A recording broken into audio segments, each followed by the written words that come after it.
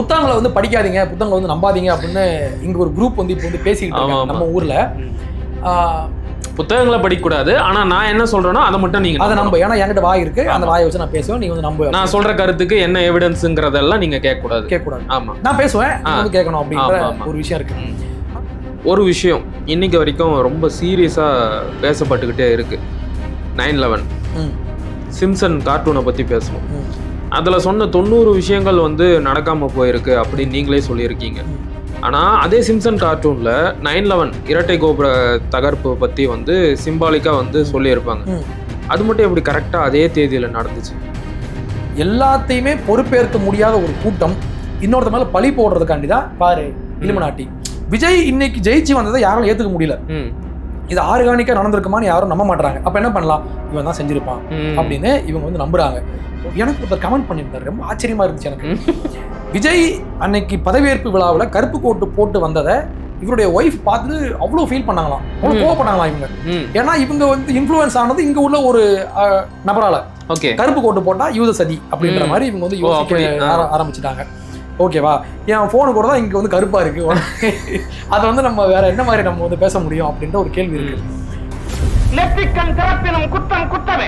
விஜய் தான் வந்து 2026 சிஎம்மா வரணும் அப்படிங்கிறத இலுமினாட்டிஸ் வந்து எப்போவோ முடிவு பண்ணிட்டாங்க. அதையெல்லாம் முடிவு பண்ணி தான் அவருடைய கடைசி படமான கோட் படத்துல கூட விசில் போடு அப்படிங்கிற சாங்கை வச்சாங்க. எலெக்ஷன்ல அவருக்கு அதே சிம்பிளே கிடைச்சது. அவருடைய ஒரு படத்தோட பேரே வந்து பிகில் தான், பிகில்னாலும் விசில் தான் அவருடைய சிம்பிள் தான்.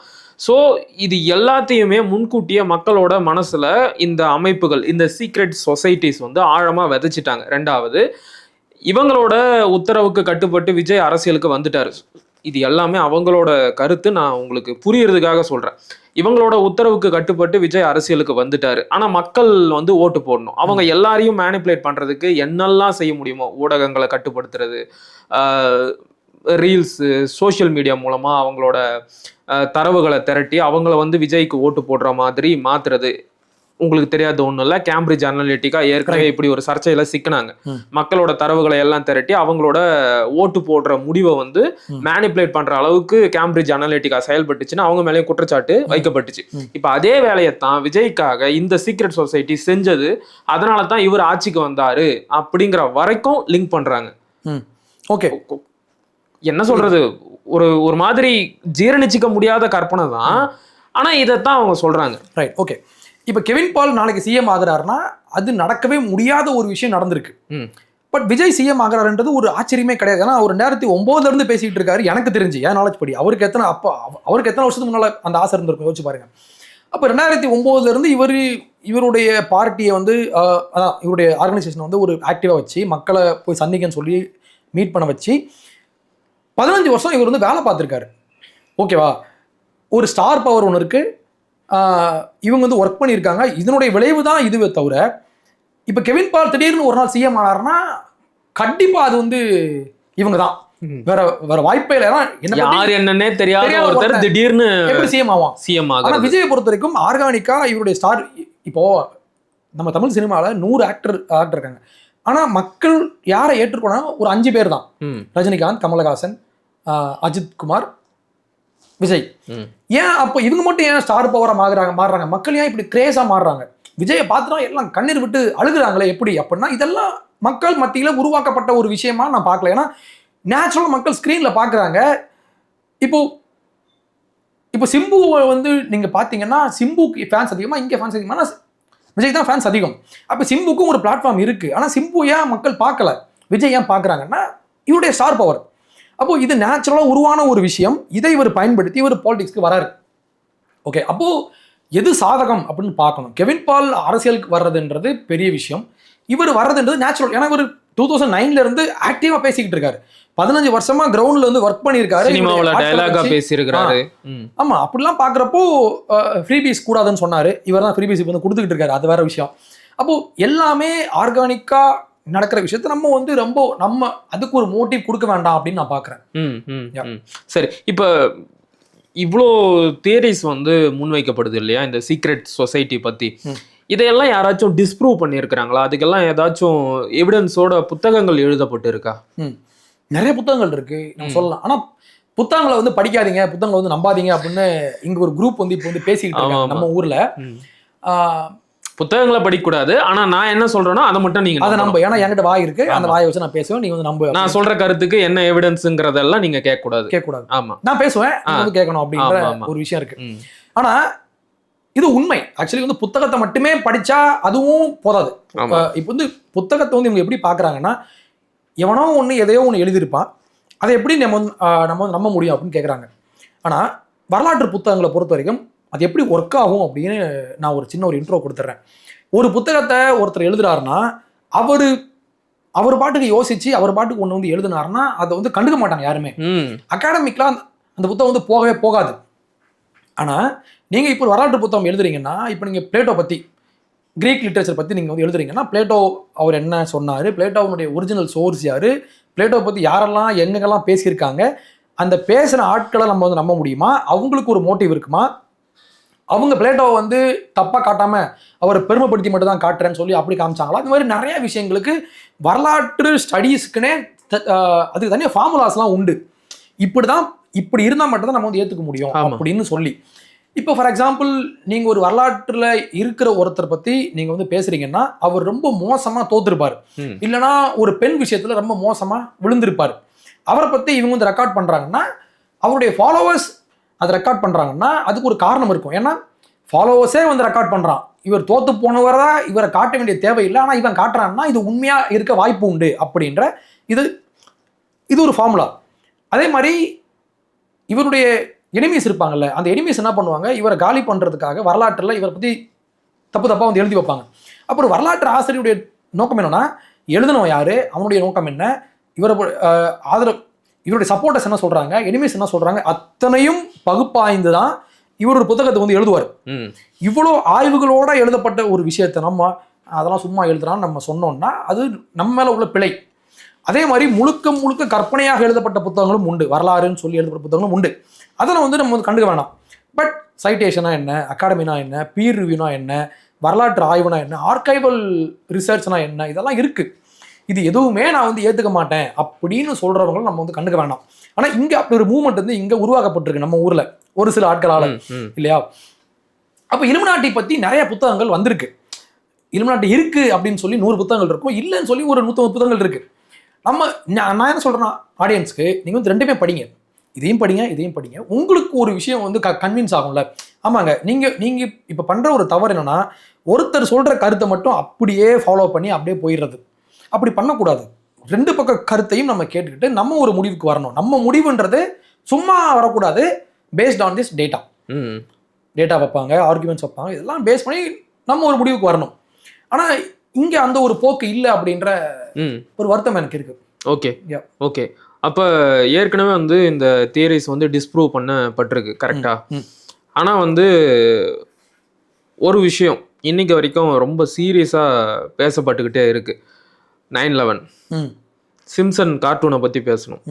அதில் சொன்ன 90 விஷயங்கள் வந்து நடக்காமல் போயிருக்கு அப்படின்னு நீங்களே சொல்லியிருக்கீங்க. ஆனால் அதே சிம்சன் கார்ட்டூனில் 9/11 இரட்டை கோபுர தகர்ப்பு பற்றி வந்து சிம்பாலிக்காக வந்து சொல்லியிருப்பாங்க. அது மட்டும் எப்படி கரெக்டாக அதே தேதியில் நடந்துச்சு? 9/11 டேட் கூட ஒத்துவருன்னு நினைக்கிறாங்க. ஆமாம். ஓகே, இப்போ நாஸ்ட்ராடாமஸ் அப்படின்னு ஒருத்தர் இருந்தாரா அந்த காலத்தில். நாஸ்ட்ராடாமஸ் ஒரு ப்ரெடிக்ஷன் ஒன்று சொல்லியிருப்பார். அவர் பேசியிருப்பாருன்னா, நியூயார்க் நகரத்துக்கு ஏற்ற மாதிரி ஒரு பேர் ஒன்று போட்டுட்டு அங்கே இருந்த வானளாவிய ஒரு கட்டிடத்திற்கு மேலே புகை வரதை நான் பார்க்குறேன் அப்படின்ற மாதிரி அவர் பேசியிருப்பார். இத்தனை டிகிரியில் சாஞ்சி இருந்து அந்த ஸ்மோக் வரும் அப்படின்ற மாதிரி இவர் பேசியிருப்பார். இதே நாஸ்ட்ராடாமஸ் சொன்ன விஷயங்களில் 150 விஷயம் பொய்யா இருக்கு. அப்படி நடக்கவே இல்லை. ரொம்ப வேகா இருக்கும், ரொம்ப பொதுவாக பேசுன மாதிரி பல விஷயங்கள் பேசி வச்சிருப்பாரு. பட் சிம்சன் சொன்ன விஷயம்ன்றது ரொம்ப அக்யூரேட்டாக ப்ரெடிக்ட் பண்ண மாதிரி தான் நமக்கு வந்து தெரியும். ஆனால் அப்போ அந்த ஃப்ளைட்டை ஹைஜாக் பண்ண அந்த 19 பேரை நம்ம வந்து என்னன்னு நம்ம சொல்லலாம். அந்த 19 பேர் யாரு? ஏன்னா 19 பேரும் அந்த ஃப்ளைட்டில் ஏறினாங்க, இவங்க டிக்கெட் வாங்கினாங்க, இவங்க யூஎஸ்ல வந்து இவங்க பயிற்சி எடுத்தாங்க, எல்லா டேட்டாவும் நம்ம இருக்கு. இப்போ நான் அந்த பில்டிங்கை வந்து காலி பண்றதுக்கு அடியில் நான் வந்து பாம்பு வைக்கிறேன்னு வைங்களேன். பாம்பு வச்சுட்டு நான் எதுக்கு அரேபியால இருந்து 19 பேரை நான் கூட்டிட்டு வந்து ட்ரெயின் பண்ணி அவனை சாக வச்சு ஏன் நான் இதை பண்ணணும் அப்படின்ற. அப்பதானே இதை வந்து டெரரிஸ்ட் அட்டாக்கா காட்ட முடியும். மிடில் ஈஸ்ட் கண்ட்ரிஸ் மேல வார் தொடுக்கிறதுக்கு ஒரு காரணத்தை, நியாயமான காரணத்தை சொல்ல முடியும். அவங்க எங்க நாட்டு மேல அட்டாக் பண்ணாங்க, நாங்க வந்து அவங்கள அட்டாக் பண்றோம் அப்படின்னு சொல்றதுக்கு இது ஒரு காரணமா இருக்கலாம் இல்லையா? ஓகே, அப்ப இது மட்டும்தான் நம்ம வந்து எடுத்துக்க முடியுமா? ஏன்னா 2001 இந்த அட்டாக் நடக்கிறதுக்கு முன்னாலே 3 வருஷத்துக்கு முன்னால கென்யால இருந்த அமெரிக்க தூதரத்துக்கு மேல பாம்பு வச்சாங்க. ஆமா. அப்போ அதை நம்ம என்னன்னு நம்ம சொல்லுவோம். அப்போ எப்பவுமே வெஸ்டர்ன் வேர்ல்டுக்கும் மிடில் ஈஸ்டர்ன் வேர்ல்டுக்கும் ஒரு கான்ஃபிளிக்ட்ன்றது இருந்திருக்கு. இப்போ ஆனா ஒரு விஷயம் உண்மை என்னன்னா, வேக் த டாக்னு ஒரு படம் ஒன்று உண்டு, வேக் த டாக். அந்த படம் 97ல் வந்த ஒரு படம். அந்த படத்துல ஒரு காமெடியா ஒரு சீன் இருக்கும். அந்த படத்தினுடைய சீன் என்னன்னா, அந்த அந்த தேர்தலில் போட்டி போட பிரசிடெண்ட்டாக தேர்தலில் போட்டியிட்டவர் மேலே ஒரு கேஸ் வந்துடும், ஒரு ஸ்கேண்டல் ஒன்று வந்துடும். அந்த பிரச்சனையிலேருந்து டைவெர்ட் பண்ணுறதுக்காக இவங்க என்ன பண்ணுவாங்க, அமெரிக்க அரசு ஒரு போர் ஒன்று ஆரம்பிப்பாங்க இன்னொரு நாட்டு மேலே. ஓகேவா? இந்த படம் வந்து 97ல். 98ல் கிளின்டனும் மோனிகாவும் ஒரு அஃபேர் வச்ச மாதிரி ஒரு கேஸ் வந்துச்சா. அந்த கேஸ் வெளியே வந்த டைமில் கிளின்டன் என்ன பண்ணார், இதை மாற்றி விடுறதுக்காக மிடில் ஈஸ்டில் ஒரு போரை ஆரம்பிக்க இவர் பிளான் பண்ணார். அந்த படத்தில் சொன்ன விஷயம் அப்படியே நடந்திருக்கும் 97ல். ஓகேவா? அப்போ இதெல்லாம் எப்படின்னா, பாலிடிக்ஸில் இவங்கெல்லாம் எப்படி ஒர்க் பண்ணுறாங்கன்றதை பிஹைண்ட்ல இருந்து பார்த்து எழுதுகிற ஆட்கள் இந்த மாதிரி படம் எடுக்கிறாங்க. பட் சிம்சனை பொறுத்த வரைக்கும் நம்ம அப்பயே பார்த்த மாதிரி ஒரு சில விஷயங்கள் அக்யூரேட்டாக அப்படியே வந்து நடந்த மாதிரிலாம் நம்ம வந்து பார்க்கலாம். ஆனால் நான் என்ன சொல்கிறேன்னா, இப்போது இவர் ஹாக்கிங் சொல்லுவார், இந்த எவல்யூஷன் தியரி எப்படி இது உருவாகும், அதாவது உயிரை உருவாக்கக்கூடிய அந்த மாலிக்யூல்ஸ்லாம் எப்படி சேர்ந்து வரும், அது எப்படி சாத்தியம், ஒரு மண் ஒன்றுமே இல்லாத அந்த மாலிக்யூல்ஸ்லாம் சேர்ந்து எப்படி ஒரு சிந்தனை செய்கிற மனுஷனை எப்படி அது உருவாக்கும் அப்படின்ற அந்த ஒரு கேள்விக்கு அவர் சொல்கிறாரு, ஒரு கீபோர்டு இருக்குது, அந்த கீபோர்டு மேலே நீங்கள் ஒரு குரங்கை அந்த குரங்கை ஏற்றி விட்டு நீங்கள் ஆட விட்டிங்கன்னா அந்த குரங்கு அங்கே தவும் போது அந்த கீஸ்லாம் அடிக்கும்போது அங்கே ஸ்க்ரீனில் வந்து லெட்டர்ஸ்லாம் ஃபார்ம் ஆகும். அது கண்டிப்பாக மீனிங்லெஸ்ஸாக தான் இருக்கும், ஏதோ ஏபிசிடி என்னத்தையாவது ஒன்றா அதை பண்ணும். ஆனால் இதையே அந்த குரங்கை நீங்கள் 2 மில்லியன் ஆண்டுகள் அந்த குரங்கை நீங்கள் மேலே விட்டு ஆட விட்டிங்கன்னா ஓவர் த பீரியடில் ஏதாவது ஒரு சென்டென்ஸ் வந்து நமக்கு புரியுற மாதிரி ஒரு சென்டென்ஸ் வந்து அங்கே உருவாகும்.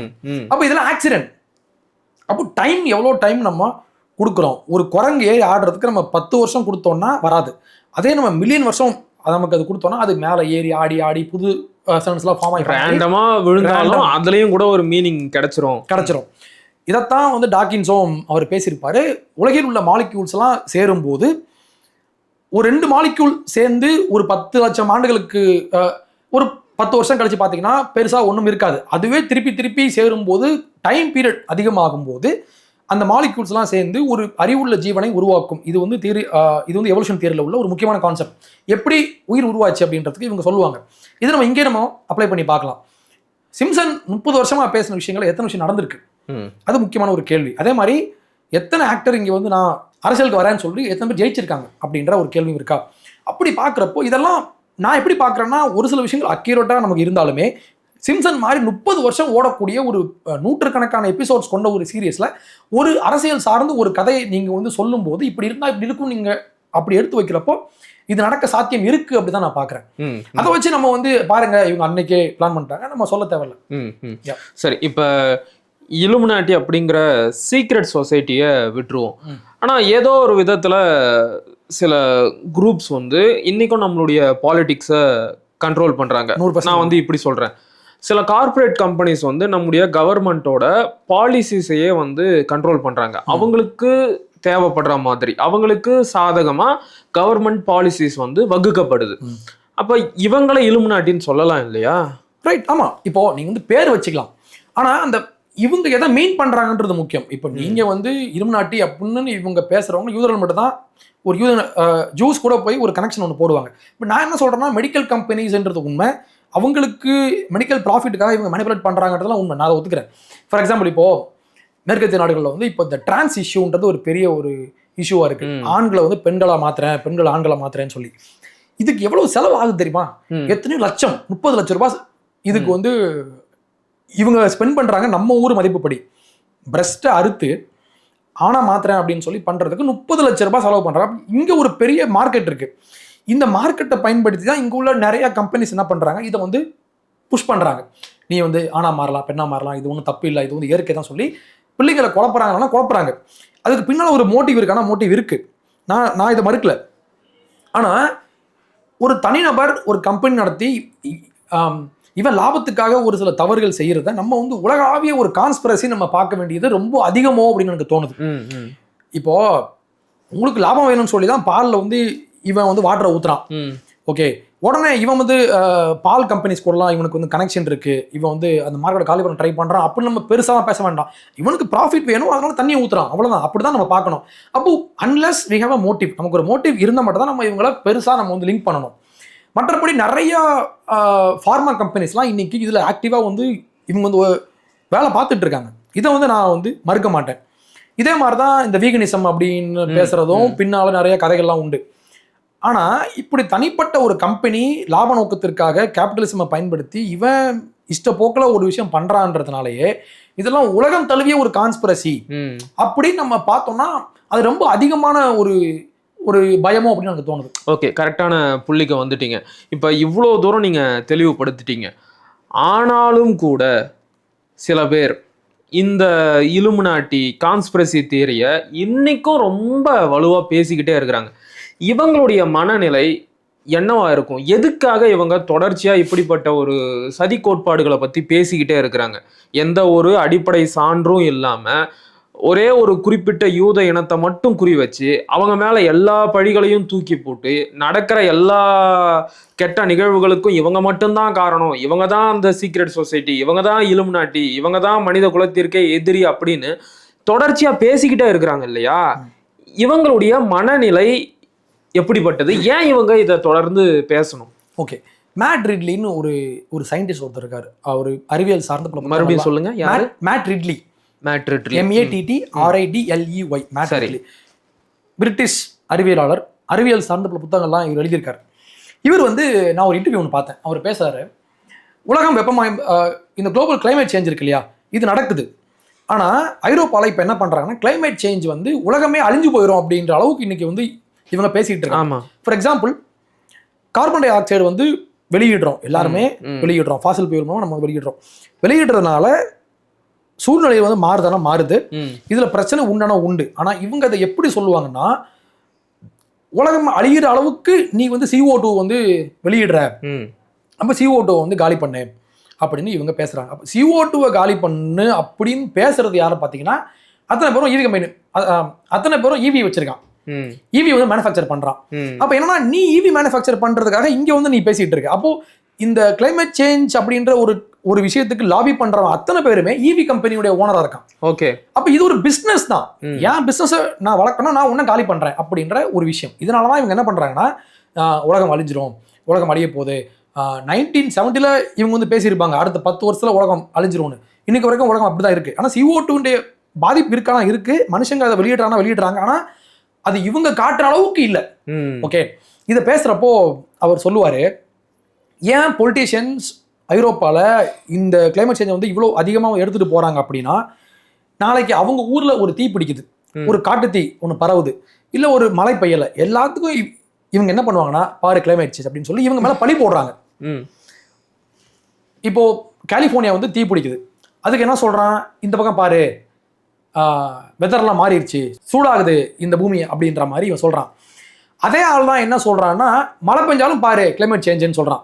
மழை பெஞ்சாலும் கிளைமேட் சேஞ்ச். இப்போ இது இப்படி பண்ணும்போது என்ன ஆகும்னா, இவர் ஒரு சயின்ஸ் ரைட்டர், அவர் சொல்றாரு இவங்க வந்து எப்படி ஆப்ரேட் ஆகுறாங்கன்னா, மக்கள் வந்து அரசியல்வாதிகளை கேள்வி கேட்டக்கூடாது, எல்லாத்துக்கும் இவன் தான் காரணம். அப்ப இதை கண்ட்ரோல் பண்றதுக்கு நம்ம என்ன பண்ணலாம் அப்படின்னு சொல்லி இவங்க நிறைய டாக்ஸ் வாங்குறாங்க. ஓகே, CO2க்குன்னு தனியா டாக்ஸ் வாங்குறாங்க. இப்போ நீங்க வந்து இப்போ இந்தியாவில் நீங்க ஒரு ஈவி கார் வாங்கினீங்கன்னா உங்களுக்கு டாக்ஸ் கட்ட உண்டு, 5% டாக்ஸ் நினைக்கிறேன். நீங்க பெட்ரோல் கார் வாங்கினீங்கன்னா 18% டாக்ஸ். அப்படி பண்ணி கவர்மெண்ட்டை வந்து இன்ஃப்ளூயன்ஸ் பண்ணி இப்படி பண்றோம்னு பார்த்தா அத்தனை பேர் ஈவி கம்பெனி வச்சிருக்கான். ஓகே, அத்தனை பேரும் சீனாக்காரனா இருக்கான். அப்போ இது ஒரு லாப நோக்கத்தோடு செயல்படுற ஒரு கும்பல். அப்ப இதே மாதிரிதான் இவங்க என்ன பண்றாங்க, நம்ம இன்னைக்கு மார்னிங் பேசிட்டு இருந்த மாதிரி எல்லாத்தையுமே பொறுப்பேற்க முடியாத ஒரு கூட்டம் இன்னொருத்த மேல பழி போடுறதுக்காண்டிதான் பாரு இலுமினாட்டி. விஜய் இன்னைக்கு ஜெயிச்சு வந்ததை யாராலும் ஏத்துக்க முடியல. இது ஆர்கானிக்கா நடந்திருக்குமான்னு யாரும் நம்ப மாட்டாங்க. அப்ப என்ன பண்ணலாம், இவன் தான் செஞ்சிருப்பான் அப்படின்னு இவங்க வந்து நம்புறாங்க. ஓகேவா? ஆனா எல்லாத்தையுமே நம்ம அப்படி பார்க்கணுமா அப்படின்ற ஒரு கேள்வி இருக்கு. இப்ப தற்செயலா ஆர்கானிக்கா ஒரு விஷயம் நடக்குதுன்னா இதுக்கு ஒரு அர்த்தம் கற்பிக்க வேண்டிய தேவை இல்லை. ஆனா அரசியல்வாதிகளுக்கு ஒரு தேவை இருக்கு, இவனுக்கு ஒரு காரணம் ஒண்ணு தேவை இருக்கு, அதனால இப்படி பண்றான். ஓகே, அப்படிதான் நான் பாக்குறேன். அதாவது வந்து இப்படி புரிஞ்சுக்கிறேன்னு, மக்கள் வந்து தினம் தினம் சந்திக்கும் அவலங்களுக்கு மிக முக்கிய காரணமாக இருக்கக்கூடிய இந்த அரசியல்வாதிகள் அவங்கள நோக்கி மக்கள் வந்து எந்த கேள்வியும் கேட்டிடக்கூடாது என்பதற்காக ஒரு போலியான கருத்துருவாக்கமா உருவாக்கப்பட்டது தான் இந்த சதி கோட்பாடு, இலுமினாட்டி.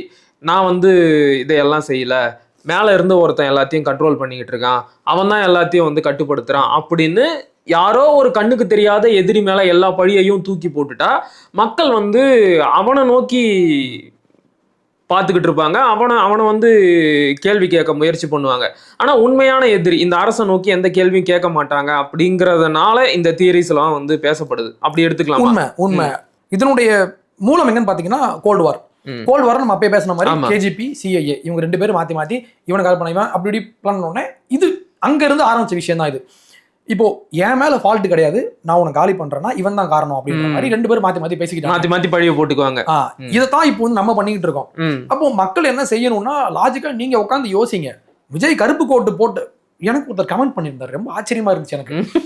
விஜய் அன்னைக்கு பதவியேற்பு விழாவில் கருப்பு கோட்டு போட்டு வந்ததை இவருடைய ஒய்ஃப் பார்த்துட்டு அவ்வளவு ஃபீல் பண்ணாங்களாம், அவ்வளவு கோவப்பட்டாங்களாம் இவங்க. ஏன்னா இவங்க வந்து இன்ஃப்ளூயன்ஸ் ஆனது இங்க உள்ள ஒரு நபரால.